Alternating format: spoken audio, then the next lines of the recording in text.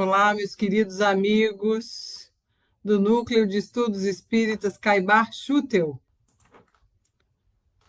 Vamos aguardar para o pessoal entrar.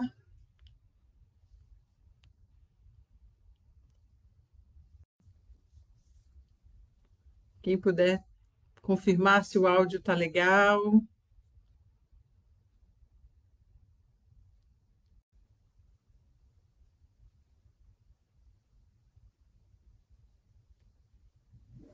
Muito boa noite. Boa noite, Mauro. Tá me ouvindo? O áudio tá bom? Ótimo. Graças a Deus nós podemos começar então. Vou começar aqui com uma prece para a gente iniciar a nossa noite.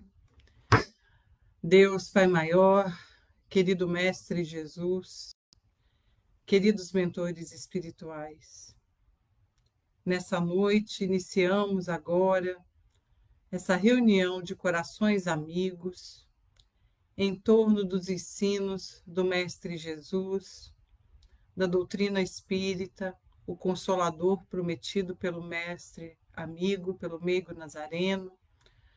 Pedimos à espiritualidade amiga que nos abençoe, nos envolva em fluidos de paz, em fluidos salutares de alegria, para que possamos, Senhor, colher em nossos corações, em nossa alma, as reflexões da noite de hoje, com a graça de Deus. Bom que estamos aqui juntos. Mais uma vez, eu já estava com muita saudade de estar por aqui, né? Essa casa tão querida, esse local tão querido. Estar aqui, para mim, é o mesmo que estar numa festa espiritual, né? É tão importante quando a gente se reúne, mesmo que virtualmente. No livro O Centro Espírita, de Herculano Pires, nós temos no capítulo 2, falando sobre os serviços do centro, né? Os serviços do Centro Espírita. E lá nesse livro, nesse capítulo, nós temos a seguinte observação. Abre aspas aqui para o que está no livro, né? No desempenho da sua função, o Centro Espírita é, sobretudo, um centro de serviços ao próximo, no plano propriamente humano e no plano espiritual. O ensino evangélico puro, as preces, os passes, o trabalho de orientação doutrinária representam um esforço permanente de esclarecimento e orientação a espíritos sofredores. Fecha aspas. Então, olha que coisa maravilhosa que é um centro espírita, né? É um serviço em função do próximo. Boa noite, Ana, tudo bem? Um centro é um serviço em função do próximo, no plano físico e no plano espiritual.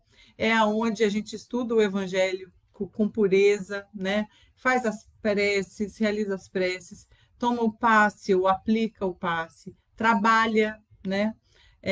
Dentro de um quadro de orientação doutrinária, e isso ampara a todos nós, espíritos, que somos espíritos sofredores, porque todos sofremos, né? Então, é uma bênção poder estar aqui nessa noite falando, né, para essa congregação, para esse centro espírita, né, mesmo que seja virtualmente. E é tão bom que a gente possa falar sobre essa frase: fora da caridade não há salvação. Nós encontramos essa frase em vários momentos da doutrina, da codificação espírita, né? Quando a gente pensa, então, num mês como o que a gente está, nós estamos no mês de outubro, em que a gente comemora o nascimento de Allan Kardec, no dia 3 de outubro. O codificador veio ao mundo, né, com essa missão Boa noite, Flávia. Boa noite, Silvana. Boa noite, Valerie. Que alegria poder estar aqui com vocês. No mês de outubro, nós celebramos a chegada de Allan Kardec, de Hippolyte Léon Denis Rivaio na Terra. E graças a essa missão bem executada de Allan Kardec, nós podemos estar aqui hoje refletindo sobre essa doutrina maravilhosa, né? Nós temos o Livro dos Espíritos, lançado em 1857, o Livro dos Médiuns, o Evangelho segundo o Espiritismo, o Céu e o Inferno, a Gênese, lançado em 1868. Então, é maravilhoso que a gente possa estar aqui, graças a essa codificação, né? Tudo dentro dessa codificação, com uma coerência de organização que somente, de fato, uma inteligência como a de Kardec, orientada pelas inteligências do céu, ou como o próprio Espírito de Verdade chama, lá no prelúdio do Evangelho segundo o Espiritismo, os Espíritos do Senhor, que são as virtudes dos céus, a espiritualidade, somente essa espiritualidade superior poderia nos trazer. Me encanta, por exemplo, que depois do capítulo 5, Bem-aventurados os aflitos, onde nós falamos da justiça das aflições, das causas atuais das aflições, das causas anteriores das aflições, venha exatamente o quê? O Consolador prometido. O Cristo Consolador, melhor dizendo. O Cristo Consolador, o jugo leve, né? Exatamente depois da gente falar tanto sobre sofrimento, vem exatamente o consolo, vem exatamente o amparo. Tudo encadeado para nos ajudar de verdade, no entendimento, no raciocínio. Kardec coloca, então, a seguinte frase na primeira página, junto do título do Evangelho. Olha que coisa maravilhosa. Fé inabalável só o é a que pode encarar de frente a razão em todas as épocas da humanidade. E é por isso que é escrito em uma linguagem simples, sem alegorias e trazendo a essência moral do ensino de Jesus, né? O ensino moral de Jesus. Isso é muito bonito quando a gente vai lá no Evangelho, né? E é importante ressaltar que logo na introdução também do Evangelho segundo o Espiritismo, Kardec faz uma colocação tão importante. Nós podemos dividir as partes em 5 partes, né? As matérias contidas nos Evangelhos. Os atos comuns da vida do Cristo, os milagres, as predições, as palavras que foram tomadas pela Igreja para o fundamento dos seus dogmas e o ensinamento moral. As 4 primeiras sempre são objeto de controvérsia, de discussão, porém a última, o ensino moral, se conservou constantemente inatacável, né? Diante desse código divino, a própria incredulidade se curva. É terreno onde todos os cultos podem se reunir. Então, o que Kardec está levantando aqui, né, é que é sublime, é coerente, é uno, é unificado, não tem discussão no ensino moral. Então, todas as religiões, todas as ideias, elas se convergem todas para um mesmo caminho, né? E por esse ensino moral, por esse código, por ser esse ensino moral, por ser esse código de conduta, por ser um roteiro, né, para todos nós, o Evangelho, as obras de Kardec aqui que mencionam o Evangelho de Jesus, ele pode ser sempre o nosso livro de cabeceira, né? E por isso, também nós temos lá na primeira página do Evangelho as explicações, ele é designado da seguinte forma: a explicação das máximas morais do Cristo em concordância com o Espiritismo e suas aplicações às diversas circunstâncias da vida. Olha que coisa maravilhosa, né? O ensino moral do Cristo, que concorda com o Espiritismo e aplica-se em todas as circunstâncias da vida, né? Mais uma vez, livro de cabeceira. É para usar como referência mesmo, é para usar como roteiro moral, para que nos ajude a vivenciar o Cristo em nossos dias, nas diversas circunstâncias da vida, como Kardec disse lá, logo na introdução, logo na primeira página do Evangelho segundo o Espiritismo. O Cristo como guia. E a gente está precisando disso, né, gente? Porque a gente fala que Jesus é nosso modelo e guia, a gente chama Jesus de mestre, né? Mas, de fato, o que a gente precisa é trazer Cristo para o dia a dia, né? Trazer o cristianismo, o comportamento do Cristo para os nossos dias, para as diversas circunstâncias da vida. O Cristo como guia, o Cristo que também nós chamamos de Salvador. O Cristo, que é o nosso roteiro para as ações do dia a dia, e o Cristo que nós chamamos de Salvador. E na presença deles, meus queridos amigos, hoje, porque nós estamos sempre bem pertinho de Jesus, né? Apenas uma oração de distância, na presença dele, na companhia de Jesus, nós vamos falar hoje sobre o capítulo de número 15. Fora da caridade não há salvação. Para a gente começar a nossa reflexão de hoje, o que é salvação? O que é?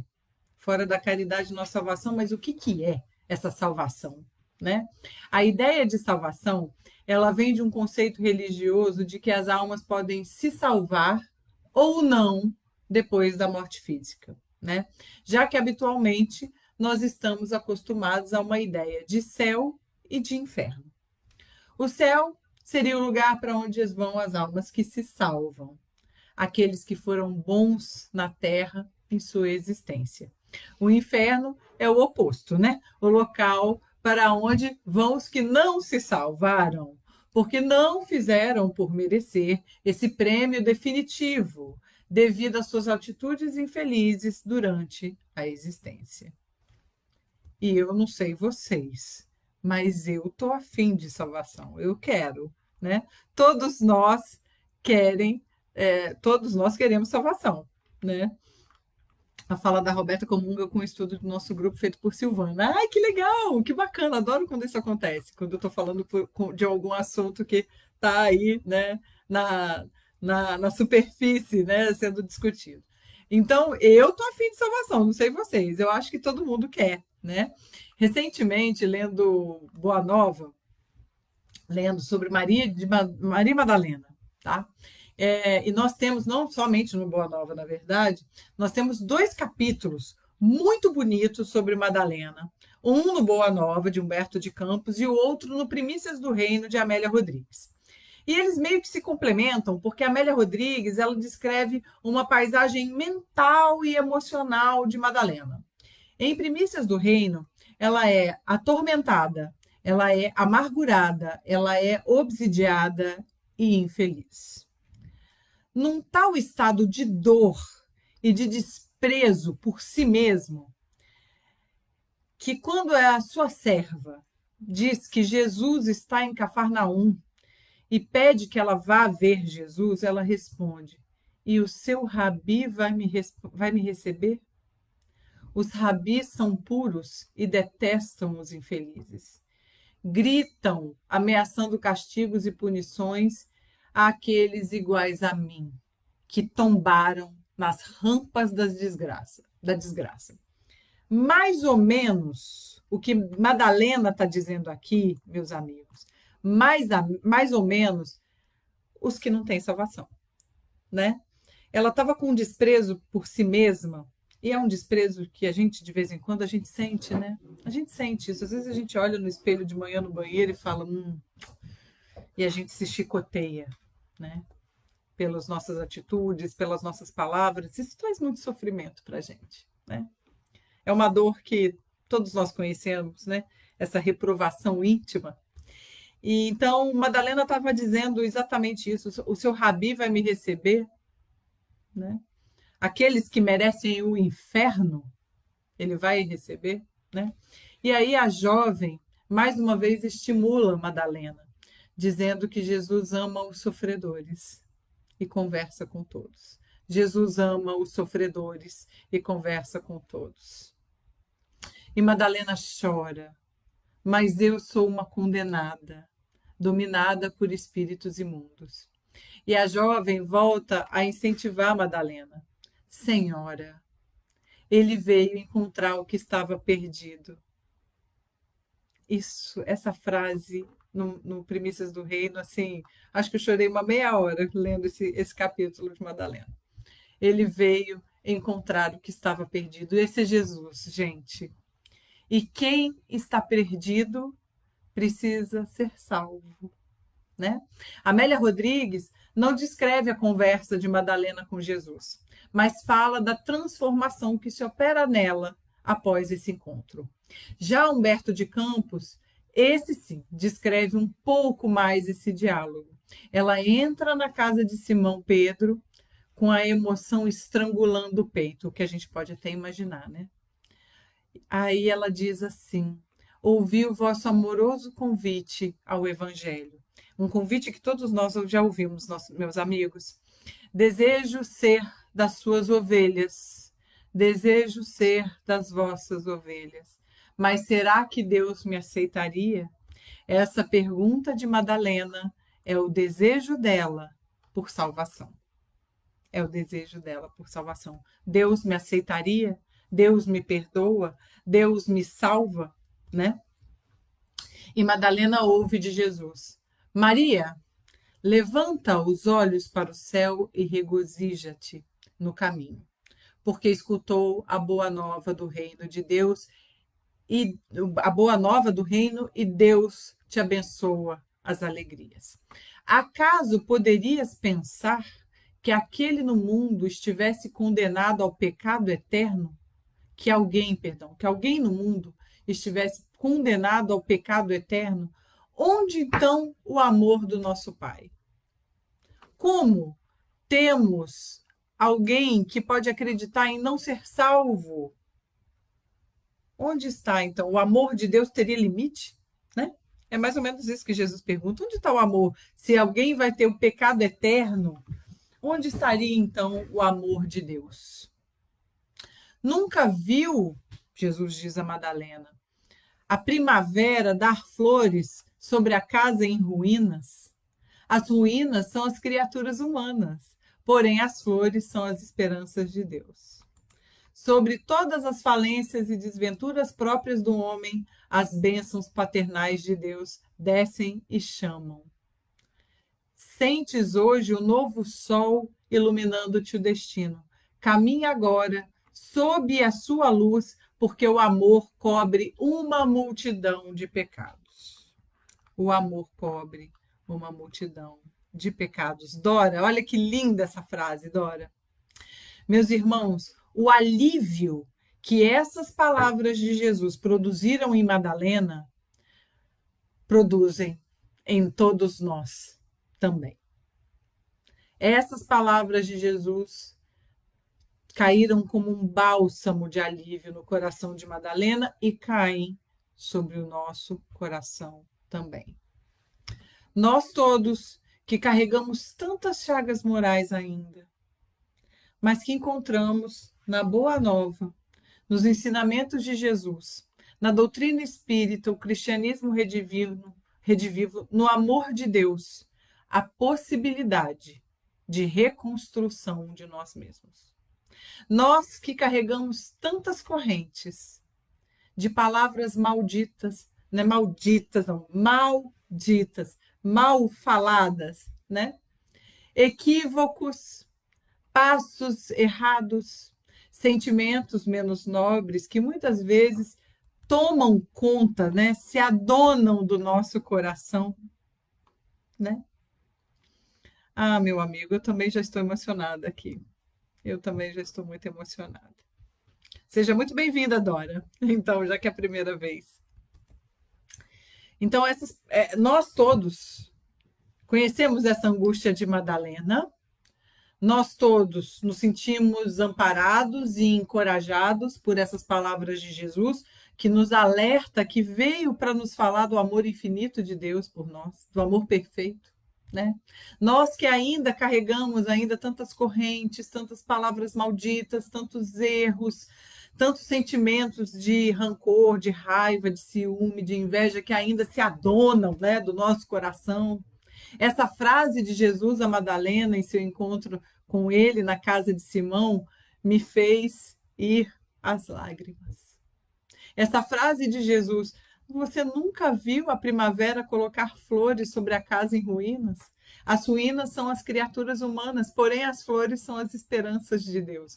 Madalena é nós, que muitas vezes nos sentimos em ruínas mesmo. Destruídos. Por nós mesmos. Arrependidos, sofridos, né? Só falta botar a plaquinha: este imóvel está condenado. Perdido.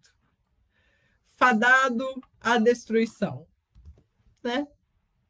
Atormentados pelas nossas misérias. E aí vem Jesus e nos alivia e nos eleva. Sente hoje esse novo sol que está iluminando o seu caminho, o seu destino. Caminhe agora debaixo dessa luz, porque o amor cobre uma multidão de pecados. E aí Jesus fala com Madalena assim: vai, Maria, sacrifica-te e ama sempre. Sacrifica-te e ama sempre. A salvação, meus amigos, é o amor.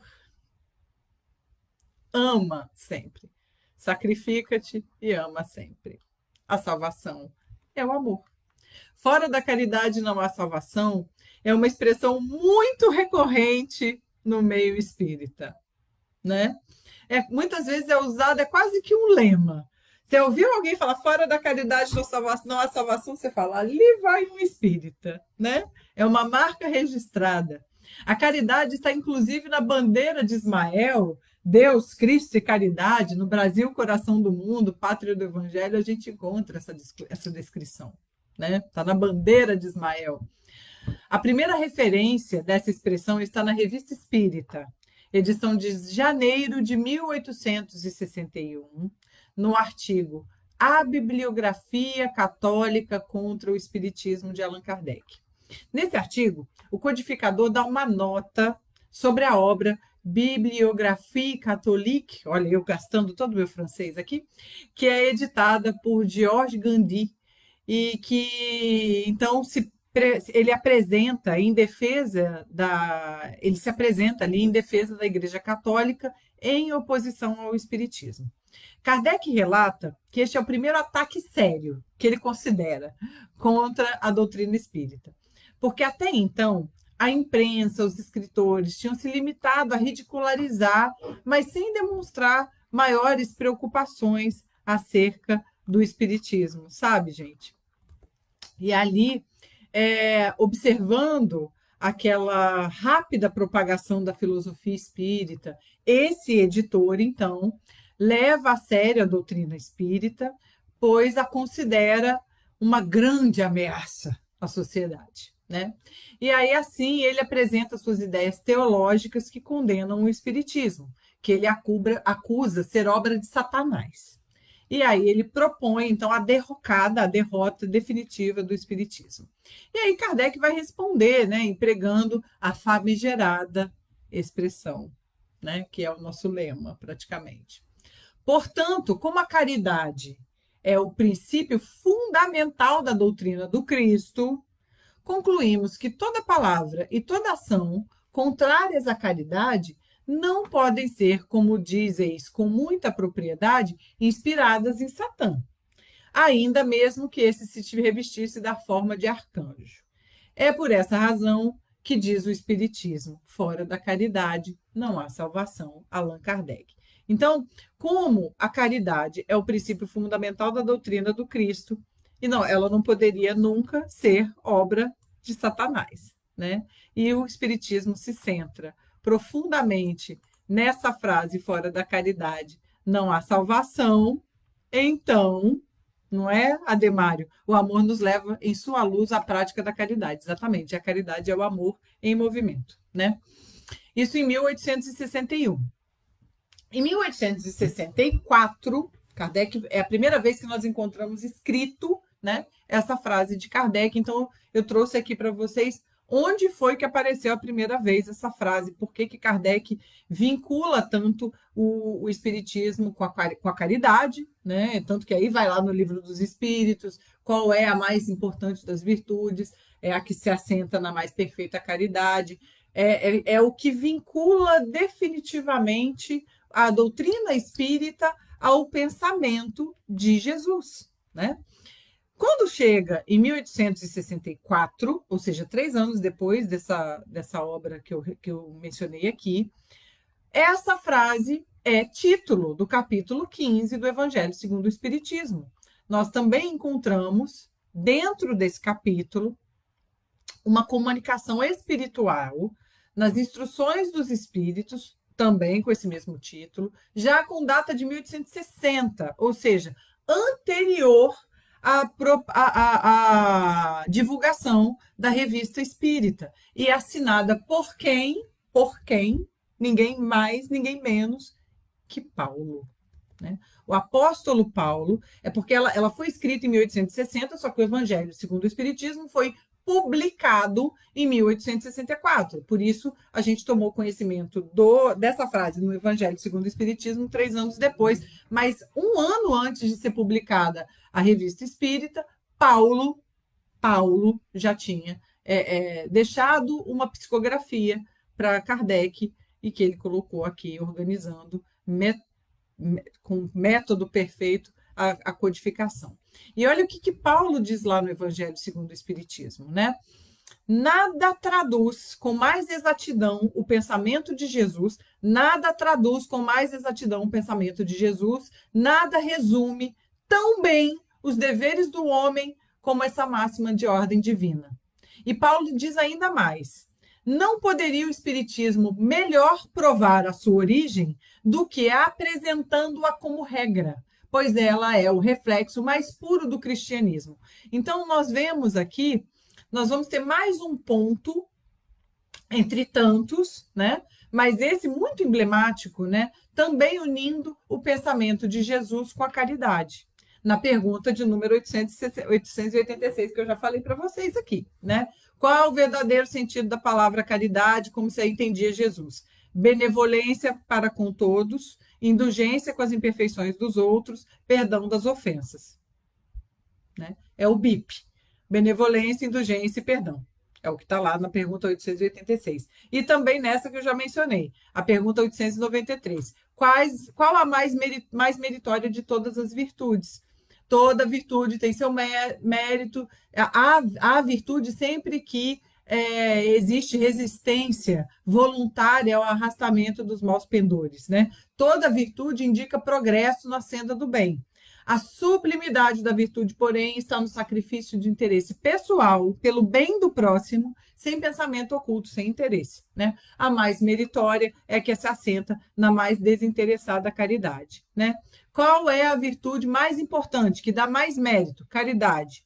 O que compreende a caridade? O que é a caridade como Jesus a entendia? Benevolência, indulgência e perdão. A caridade é o que mais aproxima é o que mais descreve perfeitamente o pensamento de Jesus. E o Espiritismo traz: fora da caridade não há salvação. Está aqui, ó, tá junto e misturado, né? Então, por isso nós falamos dessa forma: fora da caridade não há salvação, porque vincula, porque traduz o pensamento do Cristo, e aí a gente traz isso como esse lema, né? E é muito importante a gente falar, eu gosto muito dessa sigla BIP, né? Fora benevolência, indulgência e perdão, porque ela funciona mesmo como um BIP para a gente, né? Lembra que antigamente, quando a pessoa estava de plantão, não tinha celular? A pessoa ficava com um BIP, né? Isso muito tempo atrás, nem era encarnada ainda, estava lá no plano espiritual ainda, esperando para encarnar. Mentira, gente, eu vi um BIP. Não usei para trabalhar, mas vi um BIP, né? A gente pode se imaginar exatamente assim. Não temos que vigiar e orar. É como se a gente estivesse constantemente de plantão. Igual a galera que usava BIP lá atrás, de plantão, e o bip tocava, a pessoa tinha que dar atenção, porque tinha acontecido alguma coisa no trabalho.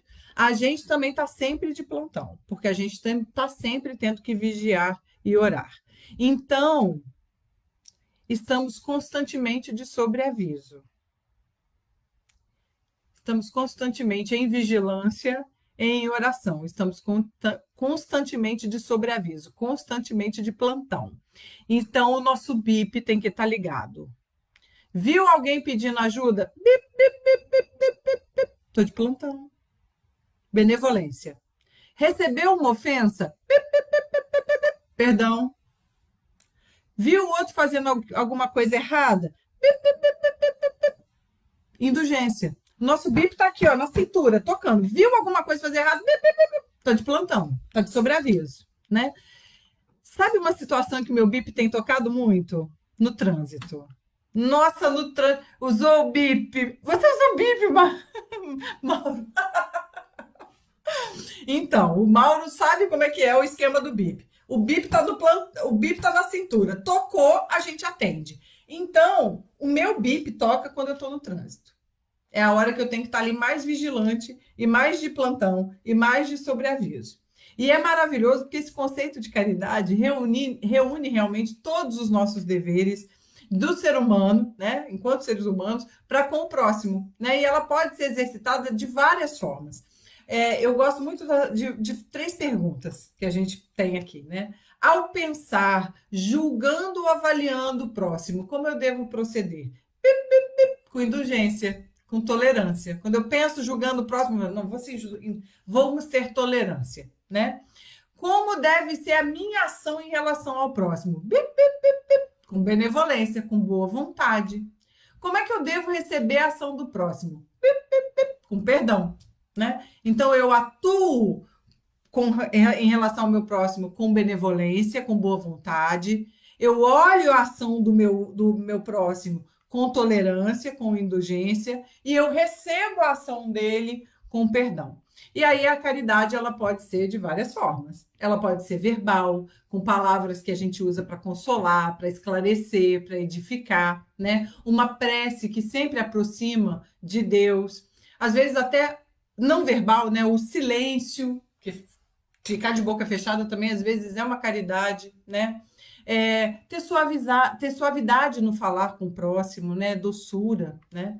A caridade ela pode ser mental, a gente pode envolver a pessoa em ondas mentais de perdão, de prece, de amor, né? Emitida sempre em favor de encarnados e desencarnados. A gente também pode envolver os desencarnados em amor, né? Ela pode ser gestual, né? Um afago, um abraço, um aperto de mão, um sorriso, um carinho. Ela pode ser passiva, como eu disse, o silêncio, né? A gente fazer silêncio diante de uma ofensa, né? A gente ter atenção perante alguém que está precisando desabafar. Ela pode ser mediúnica, né? O amparo ao encarnado e ao desencarnado através da faculdade mediúnica. E, acima de tudo, meus amigos, o mais importante de tudo é uma escolha. É uma decisão. A nossa salvação, que é o nosso progresso espiritual, o alcance da plenitude, está nas nossas mãos. Enquanto egoístas, vamos seguir por caminhos solitários. Enquanto precipitados, nós vamos tombar no sofrimento. Enquanto formos perversos, vamos caminhar nas sombras.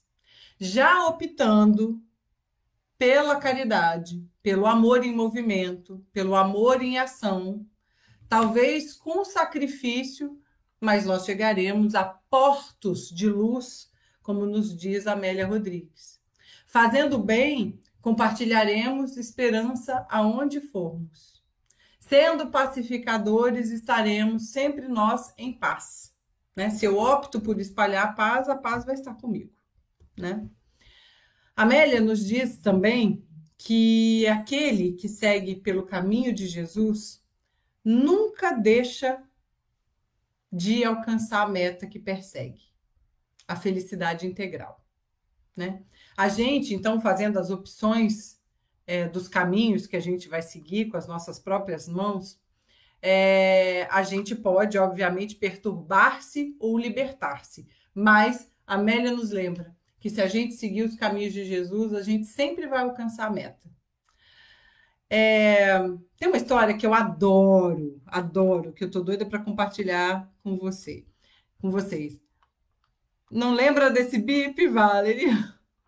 O Mauro está falando aqui, sempre fica um pouco de perfume nas mãos de quem oferecem flores, né? De quem oferecem rosas, nas mãos que sabem ser generosas. É lindo, né? É lindo isso. E tem uma história que eu estava doida para contar para vocês, que é a seguinte. Um cavalo estava amarrado, tentando se soltar. E aí veio um demônio e soltou o cavalo. O cavalo entrou nas terras de uns fazendeiros. E aí começou a comer a plantação, começou a comer a horta. E aí o dono da fazenda pegou a sua espingarda e matou o cavalo. Matou. Então o dono do cavalo pegou a sua espingarda e matou o dono da fazenda. Porque matou o cavalo dele. Né? A mulher do dono da fazenda matou o dono do cavalo, porque matou o marido dela. O filho do dono do cavalo foi lá e matou a mulher. Os vizinhos, em cólera, mataram o garoto e queimaram a casa dele. E aí foram perguntar para o demônio: meu Deus, por que você fez isso? E o demônio disse assim: mas eu só soltei o cavalo. O resto foi escolha, né? Escolha do dono da fazenda, escolha do dono do cavalo, escolha da mulher do dono da fazenda, escolha do filho do dono do cavalo, escolha dos vizinhos. Virou essa grande tragédia. O mal estava nas pessoas, nas situações onde o cavalo estava comendo a nossa plantação. E a gente pode escolher entre a ruína do orgulho e do egoísmo ou a salvação da caridade e da tolerância, o perdão e a boa vontade. Na maior parte das vezes é isso que a gente tem que escolher. O cavalo entrou na nossa fazenda, a gente pode escolher entre matar o cavalo ou tentar segurar o cavalo, né? Optar por um caminho mais pacífico, né?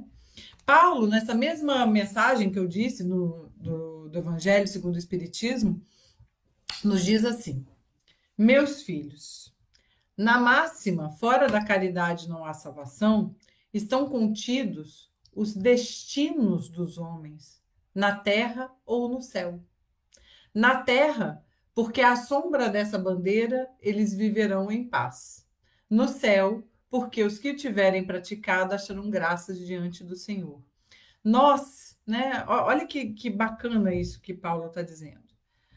Debaixo da bandeira da caridade, de fora da caridade não há salvação, os homens estão... Está definido o destino. Vão viver em paz na terra e vão viver na glória no desencarne, né? Mas nós já estamos vivendo num desenvolvimento intelectual, nós já vivemos num momento de desenvolvimento tecnológico, nós vemos coisas fenomenais, nós temos um adiantamento surpreendente, né? Mas quando a gente olha a parte moral, a moral do Cristo, a moral que nos salva, a gente tem muito trabalho a fazer ainda, né? No Livro dos Espíritos, Allan Kardec, na questão 780b, Kardec diz o seguinte: o objetivo é o progresso completo. Porém, os povos, assim como os indivíduos, só alcançam o progresso passo a passo. Não dá salto. A natureza não dá salto, né? Enquanto o senso moral não estiver totalmente desenvolvido, pode mesmo acontecer que se sirvam da inteligência para a prática do mal. A moral e a inteligência são duas forças que só se equilibram com o tempo, né? Tem muita gente inteligente, mas com moral ainda devassa, né? Emmanuel, no livro O Consolador, na pergunta de número 204, através da psicografia de Chico, nos diz o seguinte: a alma humana poder-se-á elevar a Deus tão somente com o progresso moral, sem valores intelectivos? Né? É perguntado a Emmanuel isso. A gente pode se elevar a Deus somente com progresso moral? E aí Emmanuel responde o seguinte: o sentimento e a sabedoria são duas asas com que a alma se elevará para a perfeição infinita. Então, para a gente se elevar, a gente tem duas asas, né? A sabedoria e o sentimento. No círculo terrestre, ambos são classificados como adiantamento moral e adiantamento intelectual. Mas como estamos examinando os valores propriamente do mundo, em particular, devemos reconhecer que ambos são imprescindíveis ao progresso, sendo justo, porém, considerar a superioridade do primeiro sobre o segundo, porquanto a parte intelectual sem a moral pode oferecer numerosas perspectivas de queda na repetição das experiências, enquanto que o avanço moral jamais será excessivo, representando o núcleo mais importante das energias evolutivas. Gente, essa história do cavalo, ela é absurda, né? Mas a gente vê coisas muito parecidas acontecendo, né? Atrozes mesmo. E muitas vezes a gente nem se abala mais, isso que me espanta, né? Quando nos atinge diretamente, a gente nem se detém muito, a gente nem para o passo, né? Às vezes acontecem umas coisas absurdas no nosso dia, a gente vê no jornal coisas muito absurdas e a gente às vezes nem se escandaliza mais. Caiu quase que no lugar comum para a gente, né? A gente só faz assim, segue o baile, né? Próximo, segue o baile. Qual a próxima tragédia? A gente não se escandaliza, né? Eu li um texto na semana passada, bem interessante, é um livro evangélico que um amigo meu me deu, e eu não conhecia essa palavra. É uma palavra grega chamada, e ela é splanchnizomai, e ela é traduzida como compaixão. Mas é algo muito mais contundente, muito mais incisivo, porque splanchnizomai deriva do vocábulo grego splanknon, que significa muito popularmente entranha. Anatomicamente se refere a vísceras.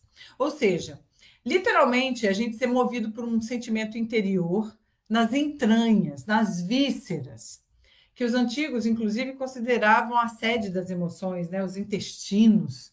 No inglês, a gente ainda tem uma expressão muito parecida, né? Que quer dizer isso, feel in my guts, né? Eu sinto nas minhas entranhas, né?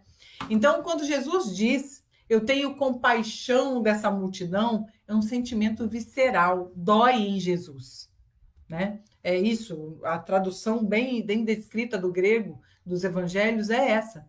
É compaixão por todos, a cegueira, a dor dos doentes, a solidão dos leprosos, o constrangimento dos pecadores, era com todos. Essa compaixão de Jesus é que deve nos inspirar, principalmente para com aqueles que a gente torce o nariz, né? Na nossa vã superioridade, porque Jesus olhava para eles e sentia uma dor visceral, né?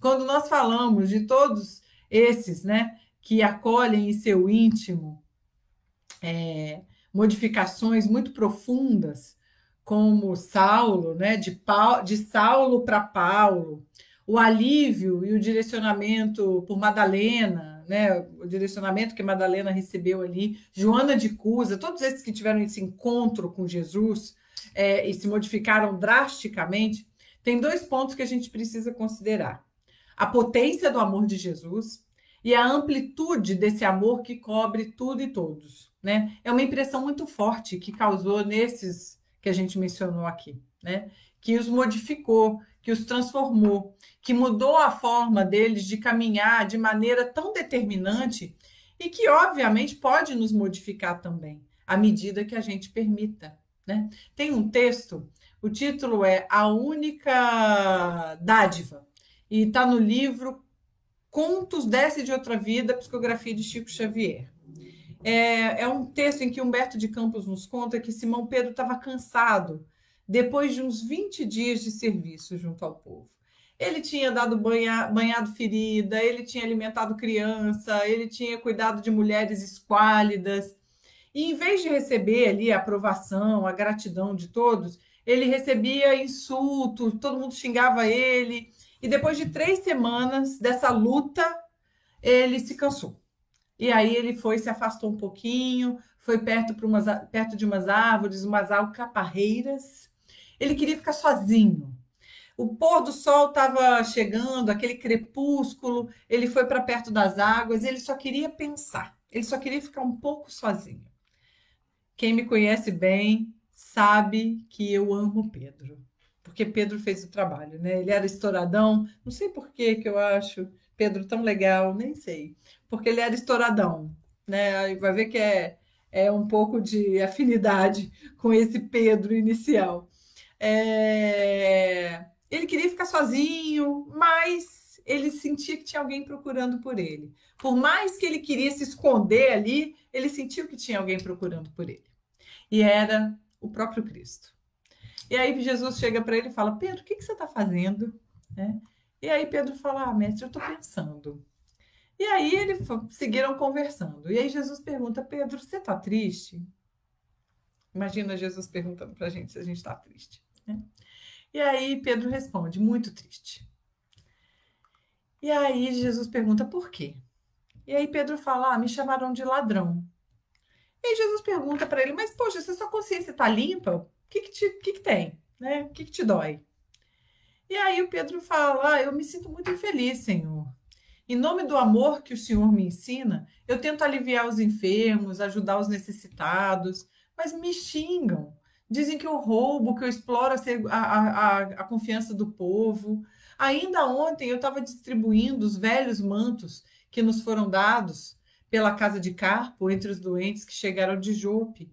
Alguém inconsideradamente disse que eu surrupiei, que eu roubei a maior parte daqueles cobertores. E aí eu tô cansado, mestre. 20 dias de multidão pesam muito mais que 20 dias de serviço no mar, de serviço na barca. E nada desgasta mais mesmo a gente do que, às vezes, algumas ingratidões, né? A convivência, né, com os outros, muitas vezes nos desgasta muito mais do que um trabalho pesado, né? Moedas. E aí o Jesus pergunta para Pedro assim: Pedro, o que você deu para os necessitados nos últimos 20 dias? E aí Pedro fez uma lista. Eu dei moeda, eu dei túnica, eu dei manto, dei unguento, dei trigo, dei peixe. E aí Jesus começa a perguntar de onde que tinha vindo aquilo tudo, né? De onde vieram as moedas? Aí ele fala que Joana de Cusa doou. As túnicas foram um curtidor, Zobalã. Os mantos vieram da casa de Carpo, que era um romano que ajudava os seguidores de Jesus. Os ungüentos vieram da casa de Zebedeu, que era ele que fabricava. O trigo veio da seara de Zaqueu, que sempre ajudava eles. O peixe veio da pesca do Pedro. E aí Jesus pergunta: e aí, Pedro? E aí Pedro pergunta: Senhor, o que eu devo entender? Né? Ele não tinha entendido ainda onde Jesus queria chegar. E aí Jesus disse o seguinte: Pedro, que apenas entregamos aquilo que nos foi ofertado para distribuirmos em favor dos que necessitam. A divina bondade, Deus, Pai, né, conjugou todas as circunstâncias para nos dar, de algum modo, os elementos que seriam movimentados por nós, né, nas obras do bem. Você disse que servia em nome do amor. E aí Pedro confirma: sim, Senhor, sim, Jesus. E aí Jesus diz assim para ele: então se lembra que o amor não faz relação, não anota as calúnias, não anota os sarcasmos, né? E aí Pedro vai entendendo, né? Que tudo que chegou nas mãos dele era obra divina, era permissão divina, para que eles movimentassem, e a única coisa que ele tinha ali era amor. E amor não fica, aquele ali falou mal de mim, esse aqui gozou da minha cara. O amor não faz isso.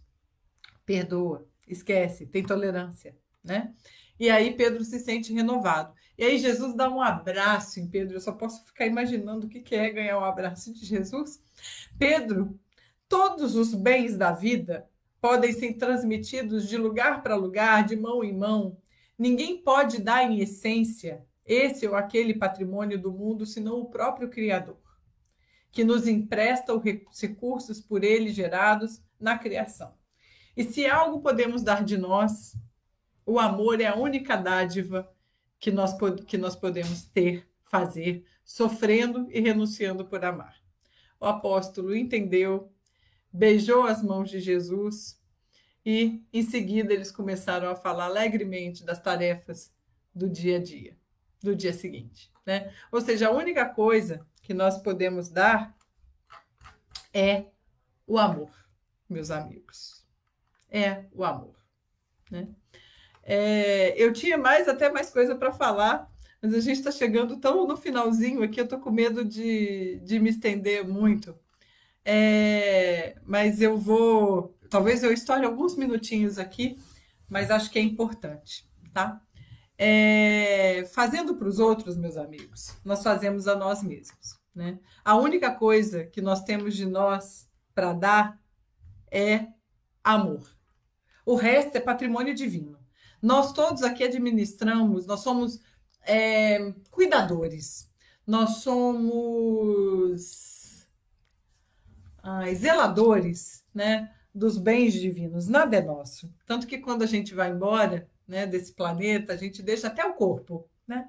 Vamos livres, leves e soltos, se Deus quiser, levando só o amor que nós tivermos dentro da gente. Tem um texto também de Emmanuel que fala tão diretamente para a gente disso, desse investimento que nós podemos fazer na gente, para que a gente possa sair para que a gente possa, de fato, né, dizer que fora da caridade não há salvação. É o livro Perante Jesus, chama Remuneração Espiritual. E Emmanuel nos diz que, assim, quando o trabalho, todo trabalho é bom, né? Mas que quando o trabalho se transforma em prazer de servir, surge o ponto mais importante da remuneração espiritual. Isso é muito importante que eu vou dizer para vocês. Porque quando eu li, eu vi que era muito importante para mim. E eu estou dividindo aqui, né? Toda vez, presta atenção, isso é importante. Isso aqui é fora da caridade, não há salvação purinho, hein? Toda vez que a justiça divina nos procura no nosso endereço certinho para a execução das sentenças que nós lavramos contra nós mesmos, segundo as leis de causa e efeito, que eu já vi que já escreveram isso aqui também no chat, se nos encontra no serviço ao próximo, manda a justiça, manda a misericórdia divina, que a execução seja suspensa por tempo indeterminado. Então, toda vez que a justiça divina, que é perfeita, nos procura para que a gente apazigue, né? Para que a gente execute as sentenças que nós causamos para nós mesmos, para que a gente corrija os equívocos que nós cometemos lá atrás, se nos encontra trabalhando em favor do próximo, a justiça divina mandou, a misericórdia divina manda voltar, né? Se nos encontra trabalhando, a misericórdia divina vamos executar isso depois, porque ele está sendo valioso, ele está trabalhando em favor do próximo. E mesmo quando isso ocorre, né, quando de fato bate à nossa porta a necessidade de execução dessas sentenças que nós lavramos contra nós, quando de fato isso acontece, o nosso contato, quando acontece o nosso contato dos mecanismos de justiça da Terra, eis que quando não tem mais jeito de adiar, a influência de todos aqueles que nós, porventura, tenhamos ajudado ou prestado algum benefício, aparece em nosso auxílio, né? E esse auxílio, muitas vezes, amenizam as penalidades que nós já estejamos em cursos, ou não, ou até mesmo suprime completamente o que a gente precisa restituir à justiça divina, né? Então, se a gente já tiver resgatado em amor aquilo que nós deveríamos resgatar em provação ou sofrimento, a gente, através do benefício que nós causamos ao outro, é isso que quer dizer, o amor apazigua, paga uma multidão de pecados. Porque quando a gente ajuda alguém, esse alguém vira nosso intercessor. Então, quando a justiça divina nos procura para que a gente finalmente pague, entre aspas, o que a gente deve, né? Nós temos milhares de intercessores se nós ajudamos. né? Nós teremos milhares de intercessores que vão ser nossos defensores, né? Vão justificar, olha, não, ele já pagou em amor aquilo que a gente devia em sofrimento, né? Isso é o nosso benefício, isso é a nossa salvação, né? Para finalizar, eu aqui digo uma frase que me impactou muito quando eu li, que é de Irmã Dulce, a primeira santa brasileira, né? Ela diz o seguinte, no site da instituição de Irmã Dulce tem isso. Ela diz que ela é a última porta, que depois dela ninguém bate em porta alguma, porque ela é a última porta, né? Na porta dela encontram socorro. Então ela é a última porta, e é isso que eu desejo para a gente, sabe? Que a gente possa ser a última porta e que quem nos procurar encontre o auxílio. Para finalizar, definitivamente, agora eu vou acabar mesmo. Eu tenho uma poesia linda de Casimiro Cunha, poeta fluminense desencarnado, que é uma poesia muito alegre e cheia de energia, então eu vou pedir licença a vocês, porque ela é para ser declamada com todo o seu vigor, e eu espero que ela sirva para nos inspirar todos os dias na nossa salvação. Fora da caridade não há salvação. E Casimiro Cunha nos diz o seguinte: uma boa ação por dia. Levanta cedo da cama, irradiando alegria. Repete: devo fazer uma boa ação por dia. Tolera qualquer pessoa que te cerca com ironia e já estarás fazendo uma boa ação por dia. Dialoga com o idoso de vida triste e vazia. A bondade gesta assim uma boa ação por dia. Irradia paz constante no lar, nobre moradia. Executa dentro dele uma boa ação por dia. Não te ausentes de ninguém que te admira e confia. Aconselhar é fazer uma boa ação por dia. Dá um banho no doente que no leito prova e espia. Realiza pelo menos uma boa ação por dia. Dá um cobertor ao pedinte em noite fria. Não te empobreces fazendo uma boa ação por dia. Compreende teus parentes. Vive, pois, em harmonia, decreta silêncio e faze uma boa ação por dia. Pois quem galgou posto de anjo e muita luz irradia, se angelizou porque fez uma boa ação por dia. Meus queridos amigos, sejamos todos a última porta, porque fora da caridade não há salvação. Eu quero aqui agradecer profundamente essa oportunidade de estar aqui com vocês, tão cercada de amor e carinho. Muito obrigada, Silvana, Ana, meu amigo Mauro querido, 10/12, estou de volta, que maravilha poder já ir embora com data de voltar, porque é assim que eu fico feliz. Que Jesus nos abençoe a todos nessa noite, nessa festa espiritual em que nós unimos os nossos corações, Senhor, em torno desse ensinamento que traduz profundamente o pensamento do Cristo, do meigo nazareno, que veio nos ensinar as leis de amor de Deus. Fora da caridade não há salvação. Que nós possamos, Senhor, abraçar essa causa sob a bandeira de Ismael, a caridade em primeiro lugar, olhando o próximo com amor de tolerância, olhando o próximo com olhos de perdão e tendo sempre boa vontade em fazer com as nossas próprias mãos o amor acontecer. Graças a Deus. Beijo enorme. Até 10/12. Beijo.